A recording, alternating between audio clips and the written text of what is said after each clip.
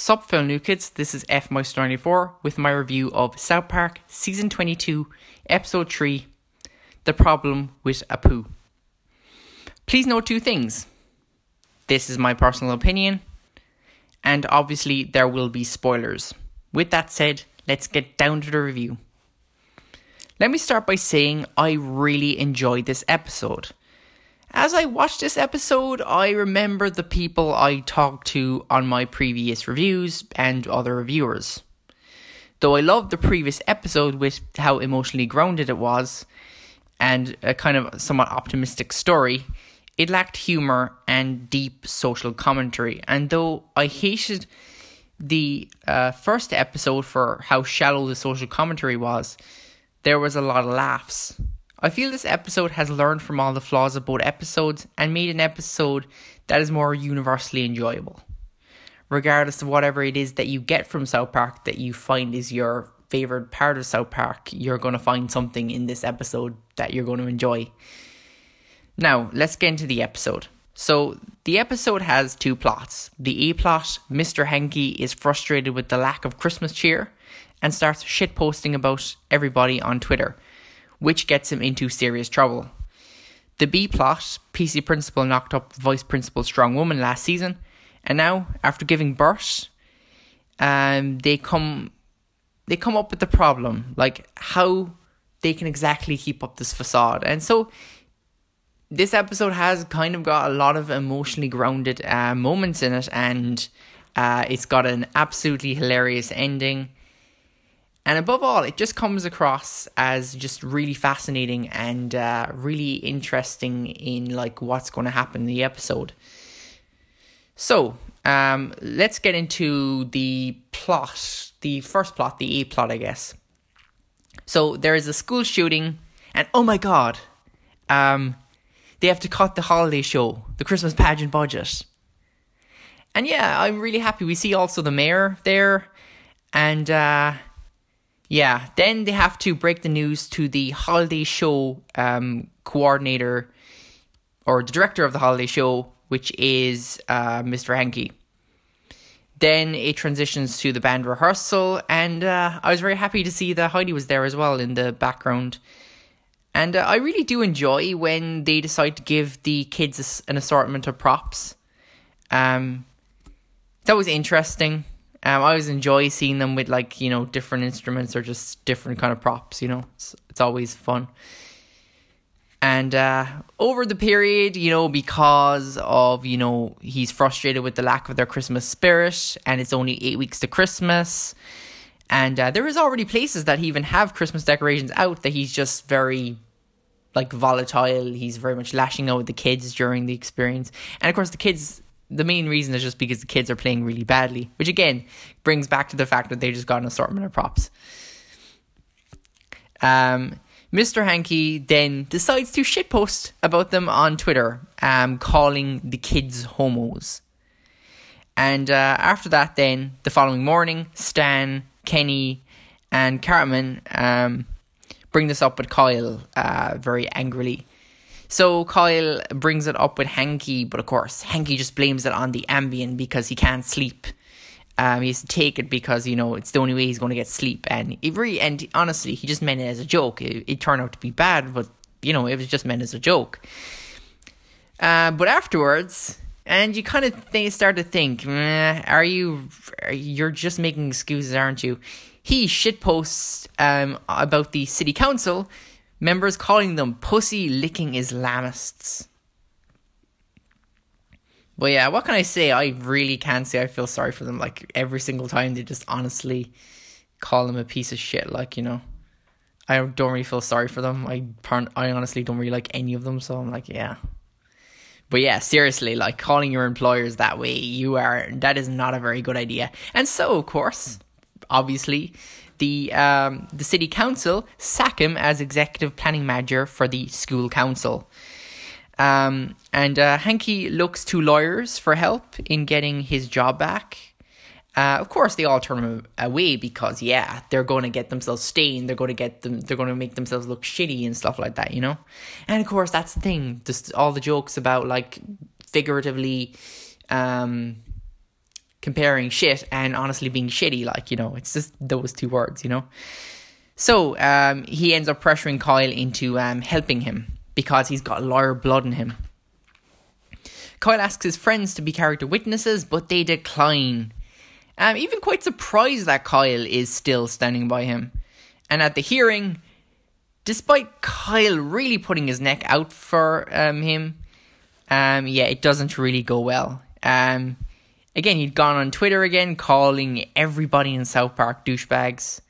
To which he defends himself by just calling it a bad Christmas joke. And of course, obviously they say, how does that have anything to do with Christmas? Well, it was a bad attempt at a Christmas joke. Then when his comment about the mayor being a titless whore, Kyle knows he done fucked. He really fucked up. He really shouldn't have put a trust in Hanky at all. They were kind of right, to be honest. To which Mr. Hanky completely loses the plot, completely flipping off and, you know, cursing and swearing them out. Kyle and Mr. Hanky then afterwards are at Denny's, and everybody again is just giving him really like dirty looks. Mr. Hanky discusses the events that unfolded and quander what they should do next to a Kyle really at the end of his tether. Mr. Hanky comes up with a plan to bring Christmas cheer. Kyle agrees under the stipulation that he does not take Ambien since it fucks up with him. And so let's just get into my thoughts on the first plot. Now, I really, really like it so far. I'm going to, the thing is, this isn't the end. I'll talk about the conclusion later, because this is when the two plots collide. But yeah, firstly, what's my thoughts about it? It does often repeat the jokes about, I suppose, being difference between actual shit and being shitty, a lot. And yeah, but at the same time, it's like, one thing I like about it as well is it honestly makes me sort of start liking Kyle a bit more. It kind of helped me in terms of liking Kyle. I was pretty salty about him towards what he did last season. I was like, I'm now starting to feel sorry for him. So let's get into the B plot.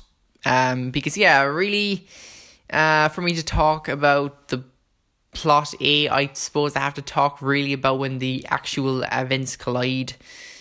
So let's get into the B plot. So the PC principal and strong woman, after, of course, last season, there would definitely be awkwardness there.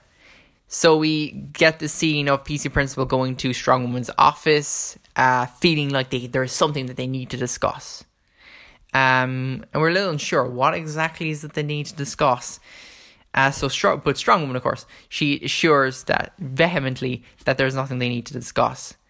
And then she walks to the mirror, revealing she is heavily pregnant, about to pop. And I suppose, you kind of think so, it's like close enough to, maybe it's like the 10-month mark, 9-month mark.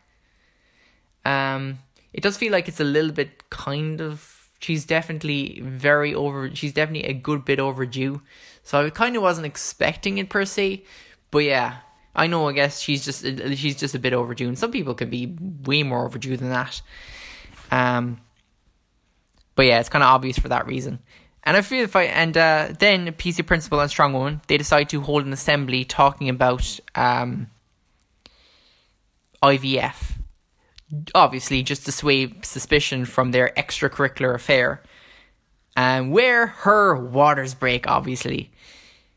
To an awkward scene of strong woman driving to the hospital in labour with PC principal asking if there's still nothing that they need to discuss. As PC principal is talking to the doctor, we learn she gave birth to 5 babies without epidural. To a hilarious reveal of the babies with the PC shades. And if anybody didn't realise what that means, obviously, the doctor confirms, they are PC. And starting off a 3 black men joke walking into a bar joke, they automatically cry. only stopping when he tells them they leave. Then he asks if he could possibly hold the PC babies. But for one, he can't because he's not because as far as everyone knows, he's not the father. And then for another knock at him, the father he says pretty much the father doesn't exist. And yeah, your heart kind of goes out to the guy, and that's really strange for me anyway. That was a really strange feeling for me.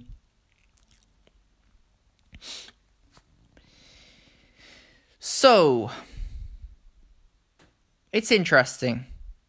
So he visits Strong Woman, and out of proudness or maybe grief at the future that he's going to experience.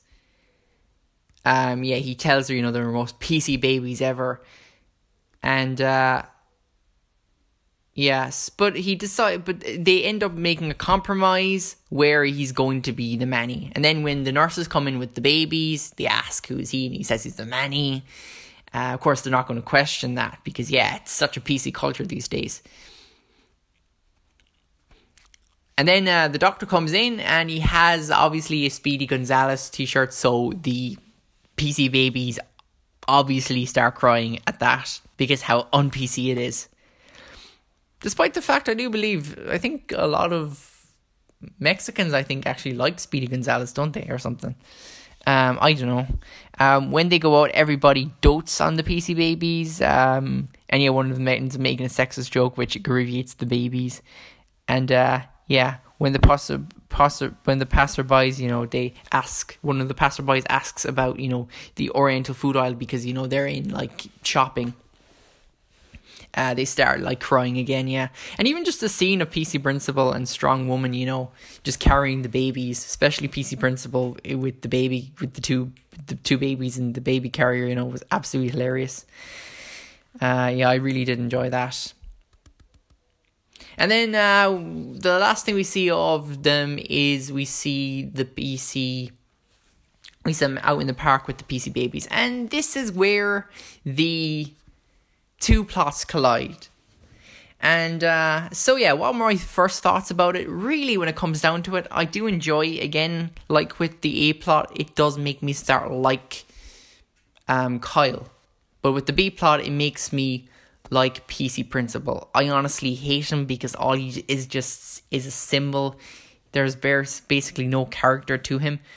But my heart really goes out to the poor guy, He's in a situation where nobody can know his that they are his children, and the fact that if his children figured out how much it would actually break them, given the fact that they're PC, and it seems like they're actually, I don't know, it's like they've got nerves that specifically affect them directly when they hear something that's not PC, rather than them just learning it, which is the way it usually works. But it seems like they've got some kind of extra sensory ability to feel pain whenever they hear something that's not PC or something. I don't know. So really, given how PC they are, it's gonna completely destroy them. And I do like Strong Woman as well, but I don't know, she does feel like she's not as understanding as he is. She's not as compromising as he is, but he's kind of forcing the issue with her, and it's funny just seeing all the kids with the PC shades. They're just adorable. There's something slightly ugly about them, I don't know. But no, the fact that there's little babies with PC shades, that is fucking adorable. And so I find it a really interesting story, and it's a great episode that really makes you feel for PC Principal in a way that you never thought you would. And it really makes you question what's going to happen in the future for them. And for that reason, I really enjoyed it. So let's get on to the conclusion. So Kyle and Hanky hold a concert to get people in the Christmas spirit. When the two were out with the Quince, obviously, which is unfortunately to Kyle and Hanky's misfortune.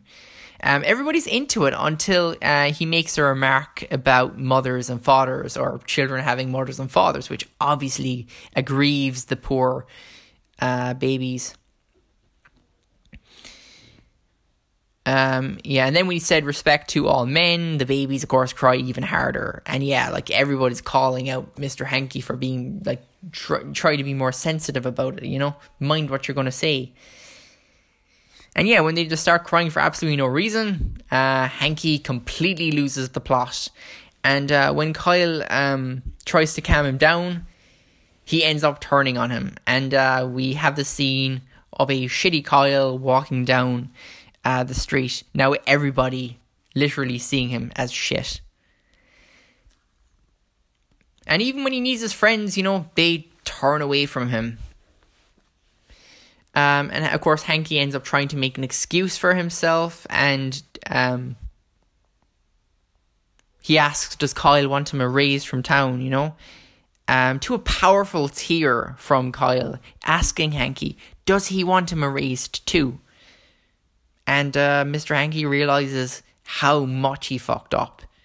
That, he completely turned on the only friend that honestly was supporting him. And then we have this emotional scene of, Hanky just making goodbye to the town.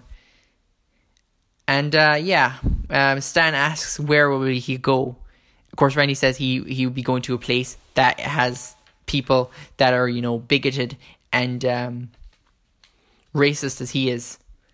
To a hilarious reveal of Hanky going to Springfield, and with a Pooh and Bart and the rest of the characters welcoming him to a scene of #CancelSimpsons. And as for one last thing, I suppose, with the B plot as well, they bring they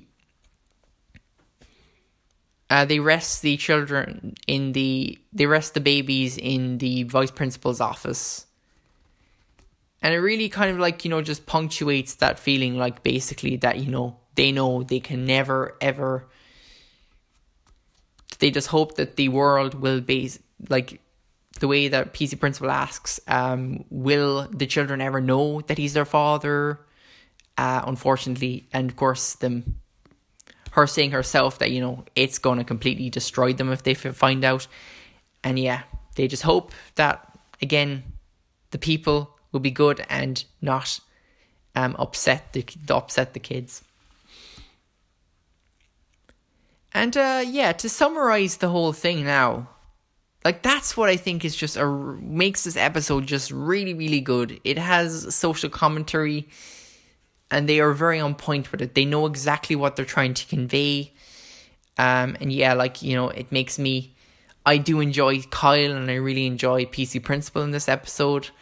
I really feel sorry for them. I really empathize with them. It's a fairly depressing episode more than anything. You feel sorry for Hanky, but then again, Hanky is completely turned on his own friend, But there's one last thing I suppose I didn't really mention, which I kind of forgot to mention. But in the diner scene at Denny's, he was saying that basically that his wife and kids pretty much left him because of the pressure. And that's a particular point that really basically is kind of explains his character for the most part.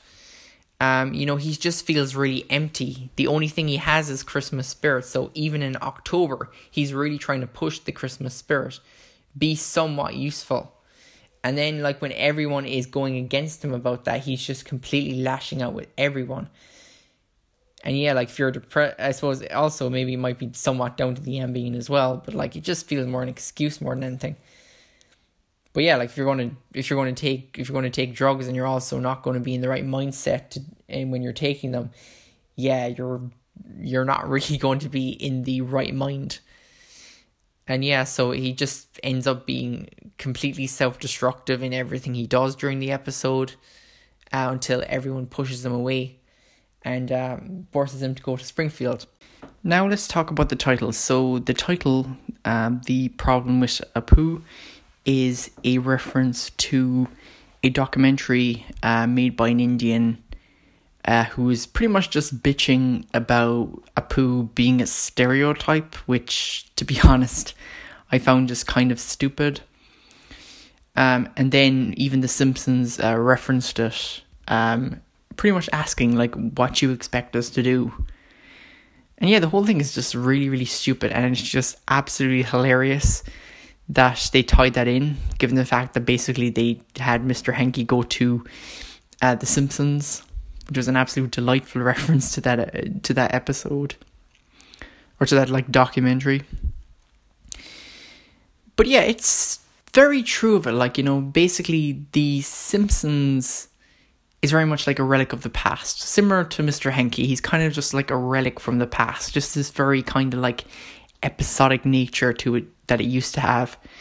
And back when it was just a lot of like... Because really when it came down to it, like the South Park was kind of built under the establishment that it was kind of just basically toilet humor. And then it kind of evolved. So really, like, Mr. Hanky's kind of role in South Park has kind of changed. And yeah, he's just like a relic from the past.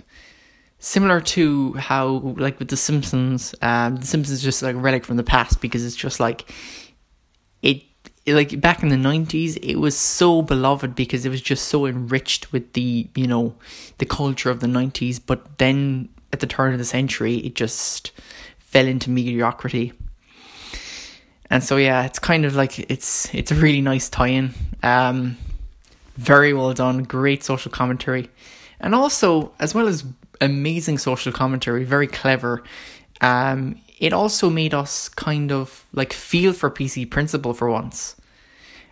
People do like PC Principal, but to be honest, to someone who honestly likes the characters, really PC Principal isn't very characterized, but this is the one time we see him characterized. Strong Woman as well.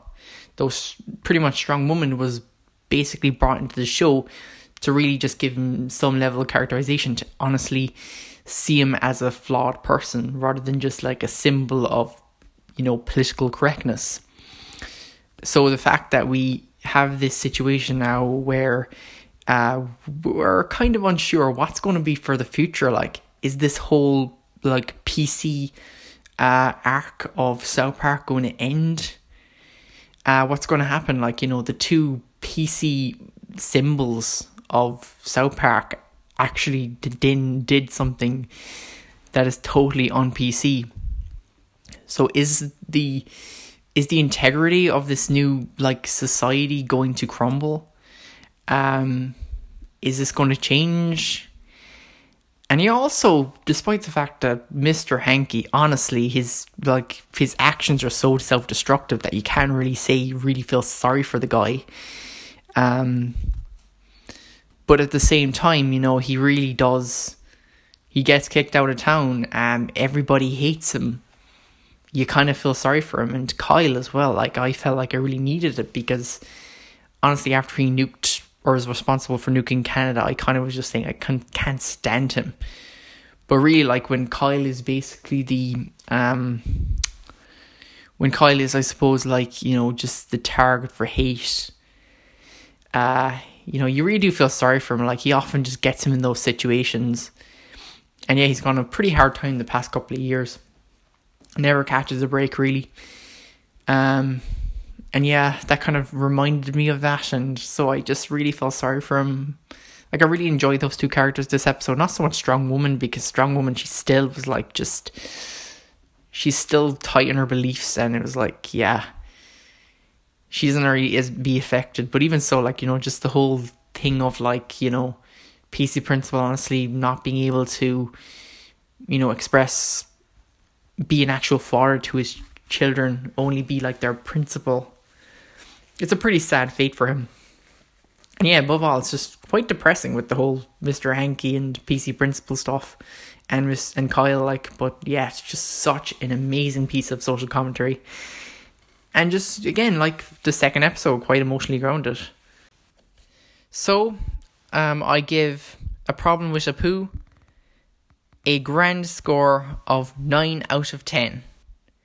So that's my review, or somewhat summary, because as in the end it kind of turned out to be a summary of A Problem With A Poo. I'll be doing another review on the next episode, and all the rest of the episodes of the season. So if you enjoyed it, let me know by liking the video. Let me know what you guys thought of the episode in the comment section down below. If you guys would like to be notified of when I put my next review out, consider subscribing to the channel and ring the notification bell.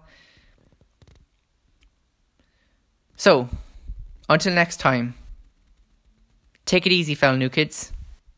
Goodbye.